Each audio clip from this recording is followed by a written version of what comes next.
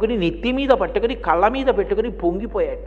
ఆమె ఎందుకు కామాక్షి కామదాయిని అవుతుంది అంటే ఆమె యందు సరస్వతీ శక్తి, లక్ష్మీ శక్తి, ఆమె యందే పార్వతీ శక్తి, మూడు శక్తులు కలిగి ఉన్నటువంటి మూలపుటమ్మ. కాబట్టి ఆవిడ ఏదైనా ఇవ్వగలదు. ఆ కామాక్షి కామదాయిని, కోరిన కోరికలు తీరుస్తుంది.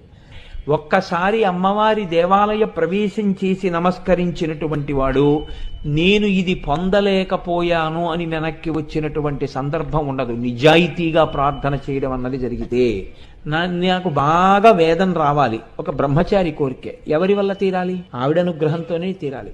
నాకు మంచి భార్య రావాలి, ఎవరి వల్ల తీరాలి? ఆవిడ వల్లే తీరాలి.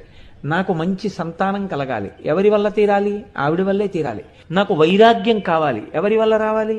ఆవిడ వల్లే రావాలి. జ్ఞానము కావాలి, ఎవరి వల్ల రావాలి? ఆవిడ వల్లే రావాలి. చిట్ట చివరికి మోక్షం కావాలి, ఎవరివ్వాలి? ఆవిడే.